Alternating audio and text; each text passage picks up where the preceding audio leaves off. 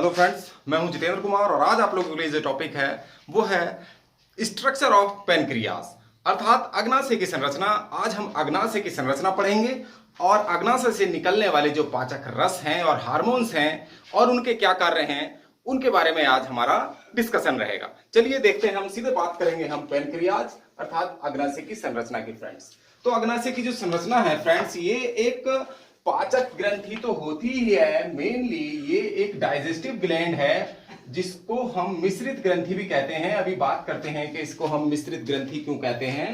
तो अग्नाशय मेनली पाचक ग्रंथि है। जो आप लोगों ने देखा होगा फ्रेंड्स, आमाशय के नीचे जो ड्यूडिनम है, ग्रहणी है ड्यूडिनम, ये हम पहले वीडियो में हम ग्रहणी का या ड्यूडिनम का डिस्कस कर चुके हैं। तो यहाँ जो लीफ जैसी जो स्ट्रक्चर है इसी को हम पेनक्रियाज कहते हैं। और पेनक्रियाज की जब हम टीएस काटते हैं, ये अनुप्रस्थ काटेंगे, टीएस काटते हैं तो ये इस तरह की स्ट्रक्चर दिखती है। तो यहाँ ये जो फ्लोर जैसी स्ट्रक्चर दिख रही हैं, तो ये पालियां होती हैं। पेनक्रियाज में अनेक लोब होते हैं इस तरह से।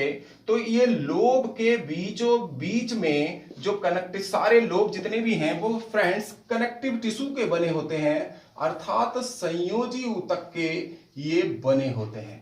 ये किसके बने होते हैं? संयोजी ऊतक के ये लोब होते हैं।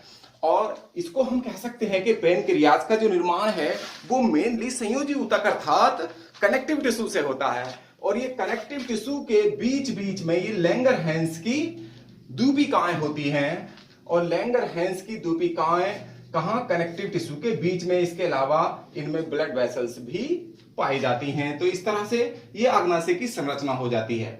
और अग्नाशय क्या है? मेनली डाइजेस्टिव ग्लैंड है क्योंकि ये पाचक रस का स्राव करता है और पाचन में सहायक होता है। पाचन में जो ये पैनक्रिएटिक जूस स्रावित करता है यानी अग्नाशय रस निकालता है, उसमें कई तरह के एंजाइम्स होते हैं और इसको मिक्स्ड ग्लैंड कहा जाता है। अग्नाशय एक मिश्रित ग्रंथि है, इस बात को गांठ बांध लें। ये कई बार कई कंपटीशंस में पूछा जाता है कि अग्नाशय कैसी ग्रंथि है। अग्नाशय बहिस्रावी ग्रंथि है, अंतःस्रावी ग्रंथि है या मिश्रित ग्रंथि है? तो मिक्स्ड ग्लैंड होती है ये। आप समझ लीजिए, बहिस्रावी ग्रंथियां और अंतःस्रावी ग्रंथियां होती हैं। तो बहिस्रावी ग्रंथि किसे कहते हैं? जिनमें ट्यूबुल्स होती हैं, नलिकाएं होती हैं। नलिका युक्त ग्रंथियों को फ्रेंड्स हम कहते हैं एक्सोक्राइन ग्लैंड्स या बहिस्रावी ग्रंथियां। और जिनमें डक्ट्स नहीं होती यानी डक्टलेस होती हैं, नलिका विहीन ग्रंथियां होती हैं, उन ग्रंथियों को हम कहते हैं अंतःस्रावी ग्रंथियां यानी एंडोक्राइन ग्लैंड्स। ये अंतर होता है बहिस्रावी में और अंतःस्रावी में। बहिस्रावी में डक्ट होंगी यानी ट्यूबुल्स होंगी और इनमें डक्ट्स नहीं होंगी, ट्यूबुल्स नहीं होंगी अंतःस्रावी में। अंतःस्रावी ग्रंथियां हार्मोन्स का स्रावण करती हैं, हार्मोन्स निकलता है इनसे। और बहिस्रावी ग्रंथियों से एंजाइम्स निकलते हैं, विकर निकलते हैं। इनको ध्यान रखें, ये अंतर तो पता चल गया अंतःस्रावी और बहिस्रावी ग्रंथियों में। और ये मिश्रित ग्रंथि है। अग्नाशय कैसी ग्रंथि है? मिक्स्ड ग्लैंड है अर्थात इसमें बहिस्रावी ग्रंथियों की तरह ट्यूबुल्स पाई जाती हैं और हार्मोन्स भी रिलीज करती है। एंजाइम्स के साथ साथ ये हार्मोन भी स्रावित करती है, इसीलिए इसको मिश्रित ग्रंथि या मिक्स्ड ग्लैंड कहा जाता है। अब देखिए, पेनक्रियाज दो की पालियों के मध्य में कनेक्टिव टिश्यू में लैंगरहैंस की आइलेट्स स्थित होती हैं। पेनक्रियाज पेनक्रिएटिक जूस का स्रावण करता है, अग्नाशय रस निकालता है। और पेनक्रियाज में जो लैंगरहैंस के आइलेट्स हैं यानी लैंगरहैंस की दूपिकाएं हैं, इन लैंगरहैंस की दूपिकाओं में 3 प्रकार की सेल्स होती हैं, अल्फा कोशिकाएं, बीटा कोशिकाएं और डेल्टा कोशिकाएं। ये 3 प्रकार की कोशिकाएं होती हैं। अल्फा कोशिकाओं से फ्रेंड्स निकलता है ग्लूकागोन हार्मोन। ग्लूकागोन हार्मोन निकलता है, ग्लूकागोन हार्मोन निकलता है, GLUCON हार्मोन। तो ग्लूकागोन हार्मोन निकलता है अल्फा सेल्स से, आइलेट्स में जो पाई जाती हैं। और इसका काम होता है फ्रेंड्स ग्लाइकोजन को ग्लूकोज में बदलना। ये ग्लाइकोजन को किस में कन्वर्ट करता है? ग्लूकोज में कन्वर्ट करता है। इसको ध्यान रखेंगे, ग्लाइकोजन को ग्लूकोज में कन्वर्ट करने का काम किसका है? ग्लूकागन हार्मोन का। दूसरा होता है बीटा कोशिकाएं। बीटा कोशिकाओं से निकलता है इंसुलिन हार्मोन। इसके बारे में आप लोगों ने काफी सुना होगा, इंसुलिन हार्मोन। और ये इंसुलिन हार्मोन क्या काम करता है? आप लोगों को पता होगा, इंसुलिन हार्मोन के अल्प स्रावण से यानी कि इसकी कमी से डायबिटीज हो जाता है। तो डायबिटीज क्यों होगा? क्योंकि इसका काम समझ लीजिए, इससे पता चल जाएगा आपको।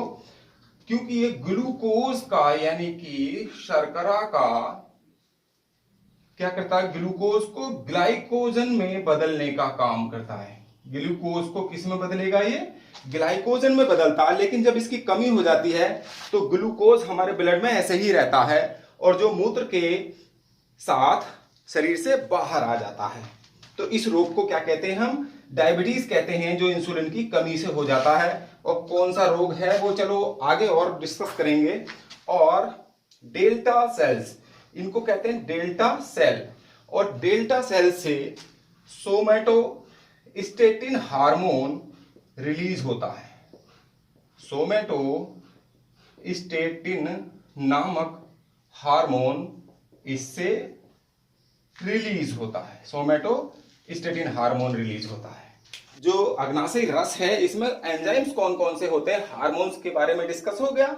अब कौन कौन से एंजाइम्स रिलीज होते हैं उस पर भी डिस्कस करते हैं। तो फ्रेंड्स, पैनक्रिएटिक जूस में अर्थात अग्नाशयी रस में कौन कौन से एंजाइम्स रिलीज होते हैं? देखिए, पैनक्रियाज से अग्नाशयी रस स्रावित होता है और इसमें 3 प्रकार के एंजाइम रिलीज होते हैं। पहला है ट्रिप्सिन, एमाइलोप्सिन और स्टीएक्सिन। 3 एंजाइम्स इससे रिलीज होते हैं। और ट्रिप्सिन एंजाइम प्रोटीन का पाचन करता है, जबकि एमाइलोप्सिन स्टार्च का पाचन करता है, स्टार्च को ग्लूकोज में बदलने का काम करता है। स्टीएक्सिन हार्मोन वसा का पाचन करता है, जो वसा को फैटी एसिड और ग्लिसरॉल में बदलने का काम करता है। फ्रेंड्स, अब आते देखिए, इससे निकलने वाला जो मुख्य हार्मोन है इंसुलिन हार्मोन, जिसकी कमी से डायबिटीज हो जाती है, उसके बारे में भी डिस्कस करेंगे अभी। तो सबसे पहले इंसुलिन हार्मोन के बारे में देखिए, थोड़ी हिस्ट्री है इसके बारे में। कैसे पता लगा? एक्चुअली क्या है कि इसका सबसे पहले जो पता है वो जानवरों में, डॉग में लगाया गया। जो फ्रेंड्स डॉग होते हैं, कुत्तों के अग्नाशय को निकालकर एक एक्सपेरिमेंट किया गया कि अगर हम डायबिटीज का जो पता लगा था वो सबसे पहले डॉग्स में लगा था, कुत्तों में लगा था। कुत्तों का अग्नाशय निकालकर फ्रेंड्स, उनके अग्नाशय को निकालकर देखा गया तो वो ग्लूकोज का डाइजेशन नहीं हो रहा था। तो उनके मूत्र में एक सफेद रंग का पदार्थ निकलता था, जो जमने के बाद चीनी जैसा यानी शुगर जैसा हो जाता था। तो इससे अंदाजा लगा कि अग्नाशय की वजह से डायबिटीज हो जाती है।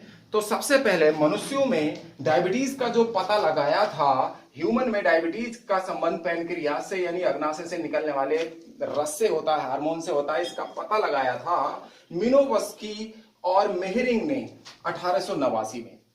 अर्थात मानव में डायबिटीज का संबंध पैनक्रियाज से होता है, अग्नाशय से होता है। इसका पता लगाया था मिनोवस्की एवं मेहरिंग ने 1889 में। 1922 में बेंटिंग और बेस्ट ने इंसुलिन को जानवरों के पैनक्रियाज से, एनिमल पैनक्रियाज से क्या हुआ, इसको सेपरेट करने का काम किया, पृथक करने का कार्य बेंटिंग एवं बेस्ट ने किया था। 1929 में एबेल ने इंसुलिन को क्रिस्टलाइज किया, यानी कि इंसुलिन के रवे तैयार किए। इंसुलिन के रवे तैयार करने के काम एबेल ने 1929 में किया। चलिए अब देखते हैं फ्रेंड्स, नेक्स्ट पॉइंट में हम इंसुलिन और इंसुलिन से या इंसुलिन की कमी से या अधिकता से कौन कौन से रोग मनुष्यों में हो जाते हैं, इस पर भी चलिए डिस्कस कर लेते हैं। तो फ्रेंड्स, इंसुलिन हार्मोन किससे निकलता है? लैंगरहैंस की आइलेट्स में स्थित बीटा सेल्स से इंसुलिन हार्मोन का स्रावण होता है। और इंसुलिन हार्मोन की कमी से यानी कि इंसुलिन के अल्प स्रावण से कौन कौन से रोग हो सकते हैं? डिजीज कॉज्ड बाय हाइपो इंसुलिनिज्म, यानी कि पहला रोग है हाइपो हाइपरग्लाइसीमिया। हाइपरग्लाइसीमिया में फ्रेंड्स क्या होता है, लीवर सेल्स में ग्लूकोज को ग्लाइकोजन में जो कन्वर्ट करने की जो क्षमता पाई जाती है उसमें कमी आ जाती है। तो इस रोग को क्या कहते हैं, हाइपरग्लाइसीमिया। जब लीवर सेल्स ग्लूकोज को ग्लाइकोजन में कन्वर्ट नहीं करेंगी तो ग्लूकोज ब्लड में ही रहेगा और ब्लड से छन कर मूत्र में आएगा और मूत्र द्वारा शरीर से बाहर निकल जाएगा। तो ये भी एक प्रकार का डायबिटीज हुआ। तो इससे ब्लड में ग्लूकोज की सांद्रता क्या हो जाती है, कंसंट्रेशन बढ़ जाती है। इस रोग को जब रक्त में ग्लूकोज की कंसंट्रेशन ज्यादा होगी तो उसको हम हाइपरग्लाइसीमिया कहते हैं। और उसके बाद आता है ग्लाइकोसूरिया। ग्लाइकोसूरिया में ग्लूकोज की जो अतिरिक्त मात्रा है शरीर से बाहर निकलने लगती है, तो इसको ग्लाइकोसूरिया कहते हैं। और ये रोग जनरली आप लोगों ने सुना होगा डायबिटीज मेलिटस। डायबिटीज मेलिटस यानी मधुमेह। मधुमेह किस स्थिति को कहा जाता है, तो डायबिटीज में क्या होता है, प्रति 100 ml यानी कि 100 मिलीलीटर में यदि ग्लूकोज की मात्रा 300 से 500 मिलीग्राम तक होती है तो उसको डायबिटीज कहते हैं। तो ये मूत्र में कितना होना चाहिए, मात्रा 300 से 500 मिलीग्राम होगी, उसी को डायबिटीज मेलिटस कहा जाता है। और उसके बाद कीटोसिस और पॉलीडिप्सिया आदि रोग भी इंसुलिन की कमी से हो जाते हैं। उसके बाद आता है फ्रेंड्स हाइपोग्लाइसीमिया। हाइपोग्लाइसीमिया में जो बॉडी सेल्स हैं ब्लड से अधिक ग्लूकोज लेने लगती हैं, यानी कि ब्लड से ज्यादा ग्लूकोज जब ये बॉडी की कोशिकाएं, शरीर की कोशिकाएं लेने लगती हैं तो इसका जो प्रभाव है वो दृष्टि क्षमता पर भी पड़ता है और जनन क्षमता भी पर भी इसका प्रतिकूल प्रभाव पड़ता है फ्रेंड्स।